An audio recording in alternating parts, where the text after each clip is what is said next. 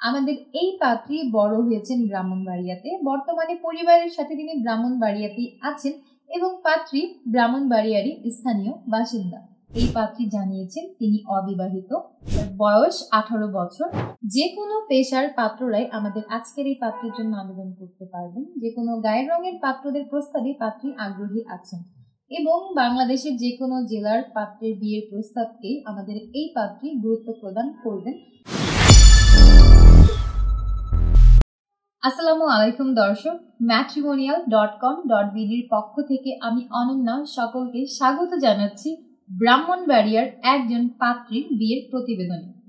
আমি আজকে যে পাত্রের প্রতিবেদনটি পড়ছি তার আইডি নম্বরটি হচ্ছে 212014।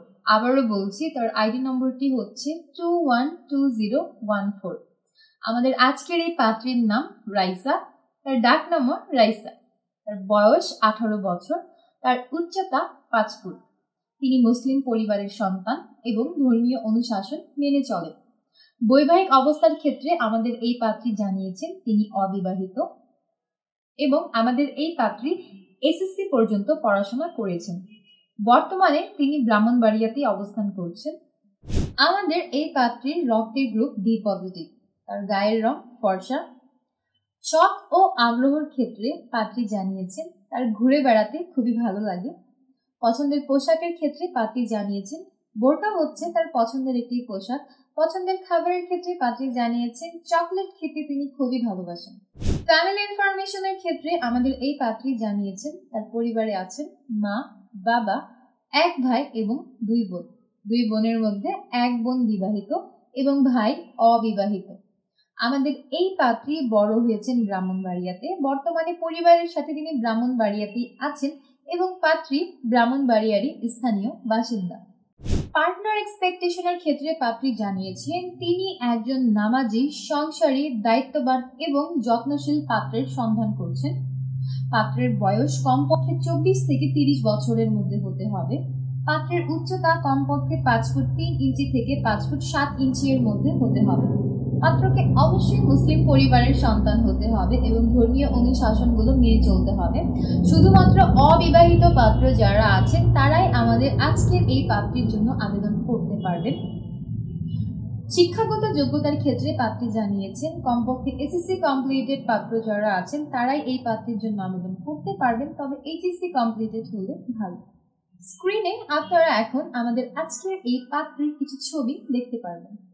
যে কোনো পেশার পাত্ররাই আমাদের আজকের এই পাত্রীর জন্য আবেদন করতে পারবেন। যে কোনো গায়ের রঙের পাত্রদের প্রস্তাবে পাত্রী আগ্রহী আছেন এবং বাংলাদেশের যে কোনো জেলার পাত্রের বিয়ের প্রস্তাবকেই আমাদের এই পাত্রী গুরুত্ব প্রদান করবেন।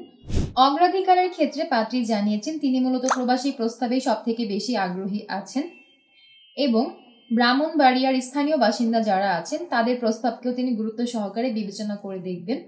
তবে সীমাবদ্ধতার ক্ষেত্রে পাত্রী জানিয়েছেন নেশাগ্রস্ত বা ধূমপায়ী যারা আছেন তাদেরকে বিয়ের জন্য প্রস্তাব না করতে অনুরোধ করা হলো।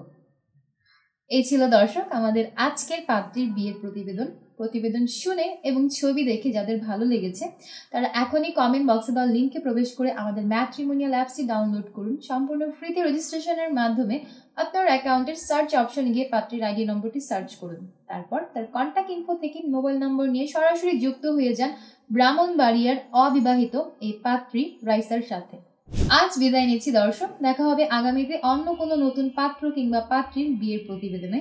ততক্ষণ পর্যন্ত যে যেখানে আছেন ভালো থাকবেন, সুস্থ থাকবেন এবং রেগুলার আমাদের ম্যাট্রিমোনিয়াল ফেসবুক পেজের প্রত্যেকটি পোস্ট, লাইক এবং ভিডিও শেয়ার করে বিবাহযোগ্য পাত্রপাত্রীর সন্ধান করছে এমন মানুষদের উপকার করুন। আজ বিদায় নিচ্ছি, আল্লাহ হাফেজ।